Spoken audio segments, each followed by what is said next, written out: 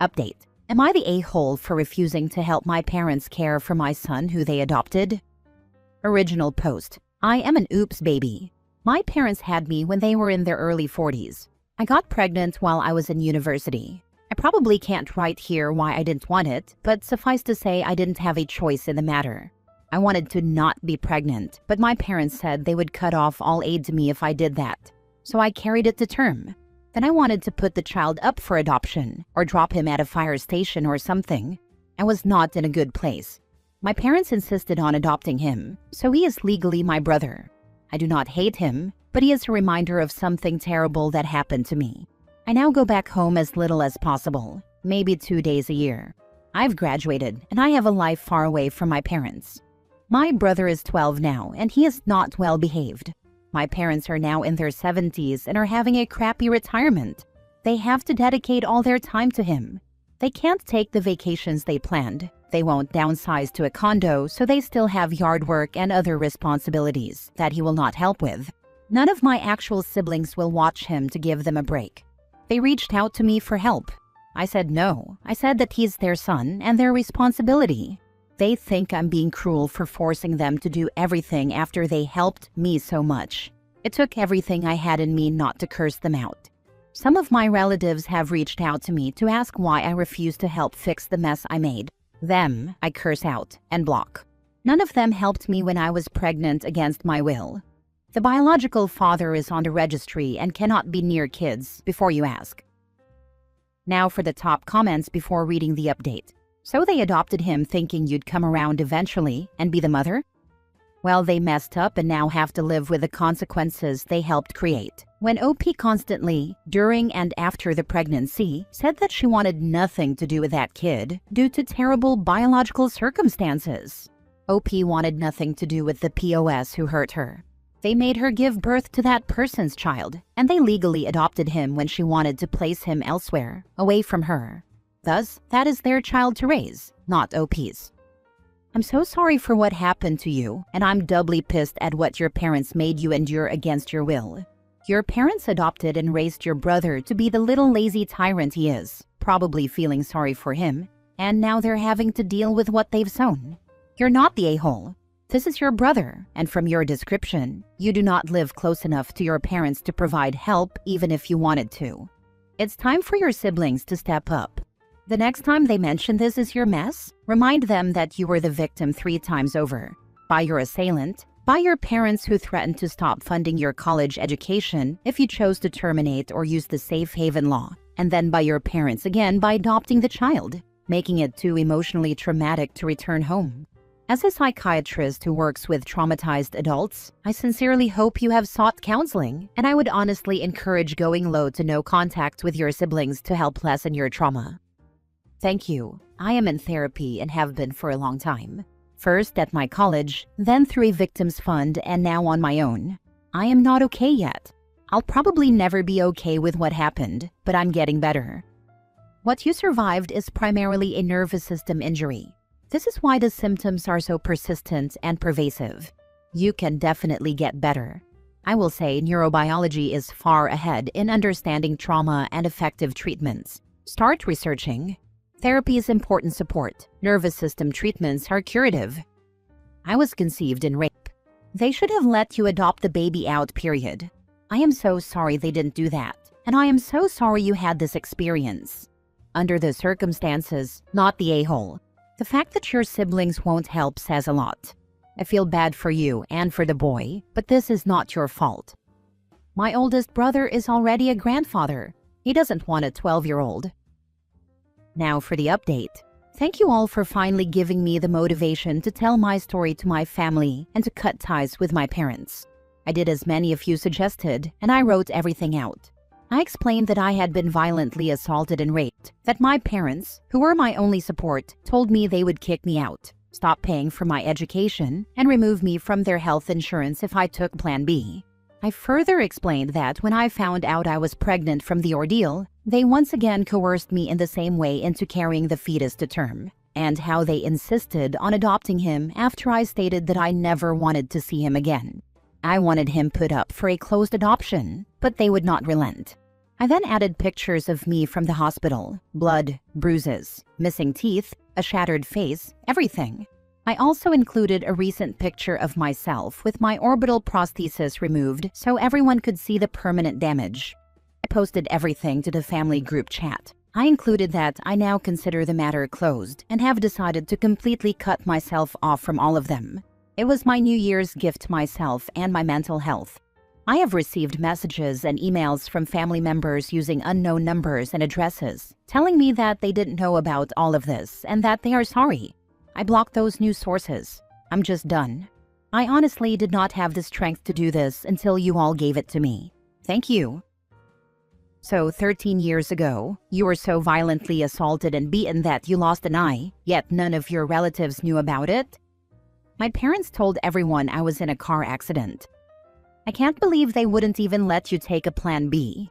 I'm so sorry nobody was there for you at such a devastating time in your life, especially your parents. I'm proud of you for being so strong. Spiritual hug. They are part of a cult. There may come times when you second-guess yourself, so I want you to remember, you owe no one a sacrifice because of decisions they made, most especially decisions made against you.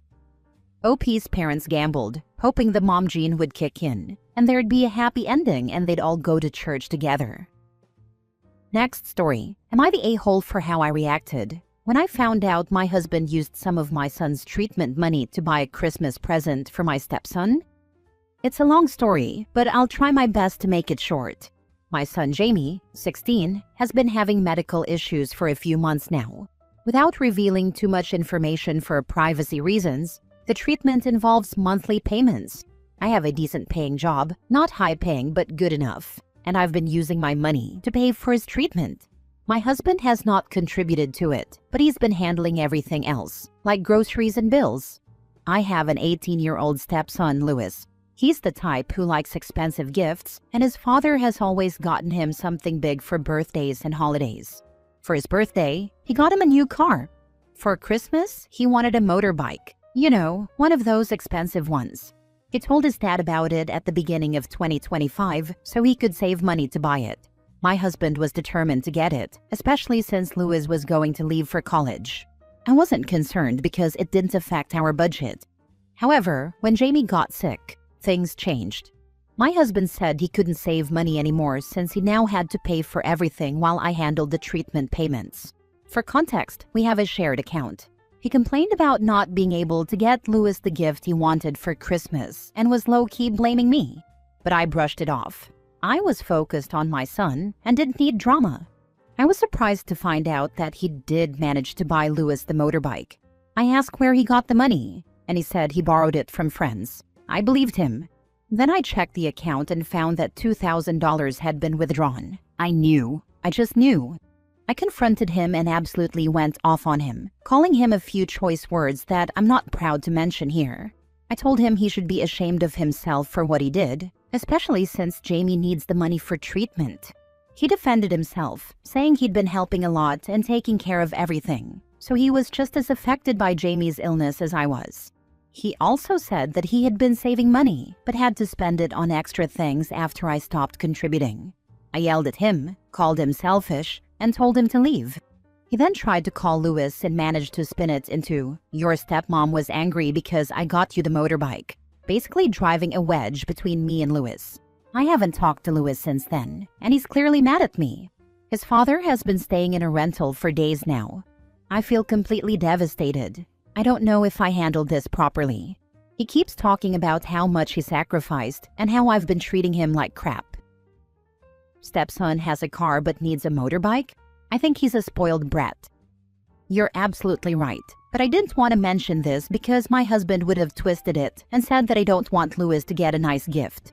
It's exhausting how he keeps making assumptions about every single thing. That man stole from you and your son, lied to you about it, and then made you the bad guy. I think the relationship is over at this point. At a minimum, separate your finances. Your son's medical treatment must be the priority. If I were you, I'd consider divorce and possibly pressing charges for theft. What an absolutely immoral thing for him to do. And for his awful son to agree with him? Why tie yourself to people who value a pointless gift over your son's health? I wanted to do that initially, but he strongly opposed it. He kept talking about how separating finances is the first step towards actual separation. That's rich coming from him. He wants continued access so he can spend frivolously. This is pretty serious OP. When the dust settles, consider having a serious conversation with him about the fallout of his actions. The thing is, he doesn't even spend much on himself, just on Louis. You might think I have some embedded resentment toward Louis, but I don't. He's spoiled, but I firmly believe that's his father's fault. He's had huge problems with Louis' mom in the past, and I think the spoiling is because he wants to keep Louis on his good side. They also have a daughter together whom he has no contact with because he says his ex alienated her from him. It's complicated, but I tried to give you the full picture of the situation. Next story. Hurt and disrespected by adult children on Christmas and my birthday. Now I'm charging them rent. For background, my oldest has had a full-time professional job for 3 years and lives with me and my mother rent-free. There is a hefty student loan they are struggling to pay, so my mother and I help as much as possible by giving money when they are short. My youngest is still in college, so obviously they are living with us rent-free, and we also supplement with cash as we are able. They do have a part-time job. My mother and I have also co-signed both kids' student loans. The eldest has defaulted on the loans, and it destroyed my credit as well as my mom's. Yet they both managed to buy weed, video games, skiing equipment, lavish gifts for their romantic partners, etc., etc. Yes, this is an enabling situation. It finally hit me on Christmas. My oldest gave both me and my mother homemade cards written in crayon for Christmas. My youngest gave me salt and pepper shakers that he regifted to me from a white elephant exchange he went to. Incidentally, they gave me salt and pepper shakers for Christmas 3 years ago. Is there a meaning to it? I have no idea. Anyway, they both cited a lack of funds. I let it all slide in order to continue with Christmas Day and keep the peace. Fast forward 4 days, and it's my birthday. My youngest gave me nothing. My oldest gave me a book on trees. This was shortly after they both returned from a shopping spree with their Christmas money, all gifts for themselves, and were showing it off to me like it was something great. Well, I lost it. I vented a lot of hurt and anger and told them how insulted both their grandma and I were, and that from now on, they needed to pay rent. I definitely said some harsh things that I regret too. So they packed up some things and are now staying with their dad and not speaking to me. Am I the a-hole here? The fact that the eldest defaulted on loans you and your mother co-signed is the real red flag here. They didn't just forget a gift. They actively tanked your financial future while buying ski gear. Moving to their dad's is the best thing that could happen. Let him deal with the entitlement for a while. Watch how fast they want to come back when he asks for a utility bill payment. And OP grandma and the son will have the government coming after them to collect on the defaulted loans. It's a new thing going into effect this month, I believe. Anyone that's defaulted on a loan will now have their wages garnished. Not the a-hole. It's unfortunate that dad would enable this behavior. Unless he had your back on the valid points of what you said to them. I don't know if he's backing me or not, but I think that he is now using his girlfriend to co-sign loans for my youngest. He might start to realize that the kids take advantage of us. Time for dad to feel the pinch of the enabled kids. Wait till his credit is shot and he's not even getting a thank you. You're not the a-hole, but I'm sad you didn't see this pattern sooner. Don't regret it. Let them live their lives now. They're old enough to go out there now in the big world. The fact that they trashed your credit? Yeah, they can pay rent now. A 1-bedroom, 1-bath is around $2,700 a month. I told them $250 a month and they will need to use a laundromat. It was so horrific to them that they moved out. Last story. Am I the a-hole for refusing to punish my son in front of his vice principal? My 12-year-old son, who I'll call Noah, recently got in trouble at school, and the vice principal wanted me to meet her in her office to discuss what happened. My wife wasn't available to come. Apparently, he started a physical altercation with another student, Jake, which I found hard to believe because Noah is a very well-behaved kid. While I understand my son might not tell me the whole truth, he says Jake was being very rude and calling his girl pals some pretty awful names, which I won't repeat. Jake wouldn't stop, so Noah shoved him hard. Jake fell to the ground, then got back up and they got into a brawl. I was very ready to accept the school's discipline for Noah, but I wanted to have a private conversation with him at home about how he should, whenever possible, avoid violence, while also telling him that I was proud of him for sticking up for his friends. What was strange, though, was that the vice principal asked me with my son in the room to directly scold him and give him a consequence for his unacceptable behavior. I politely refused, saying that while my son's behavior was wrong, I would prefer to have a conversation with him about it privately. She told me it was important that he understand the gravity of his behavior and that I needed to reprimand him in front of her. I again assured her that I would handle it. This is where I think she really crossed the line. She said that I was not taking Noah's behavior seriously, which I found ridiculous, since he has only been in trouble with the office once before, for violating the dress code with some friends. I walked out of the office and took Noah home, saying we could continue the conversation later. At home, I received an email from the vice principal stating that I do not respect her authority and that they would be taking administrative action, which would most likely mean detention. I feel bad, because maybe I caused Noah to receive a harsher punishment than he otherwise would have for disrespecting the vice principal. It's a private school, so my options to appeal any unfair treatment are limited, and I'm not sure whether the principal would have a more favorable stance. But I also think it's disrespectful of her to say that I don't respect her authority, when I very much do. I would accept any reasonable consequences the school gives my son, but she is not respecting my authority to parent my own son privately. When my wife came home, she agreed with me that the vice principal crossed a line, but she said I should just fake an apology to her, although I'd rather not. Noah maintains his innocence and thinks that even detention would be unfair. So since I'm not sure, Reddit, am I the a-hole? You should have asked what action was being taken for the other child. They not only started it by provoking your son, but were also fighting. Was the vice principal undermining the other child's authority as a parent? Good point. I really hope she's not letting him off looser. Although if she did, it might give me grounds to report the vice principal to the superintendent for discrimination or something like that. Forward her email to someone above her. You are well within your right as a parent to have a conversation with your son in private and without someone spectating it like it's a sport. Not the a-hole. Also well within rights to discuss any consequences at home with the other parent first for serious things like this, before issuing any orders at the son. Given that this is an unexpected situation, this is so unreasonable of the vice principal that I'm wondering if it can be real, but experience tells me to fear it may well be.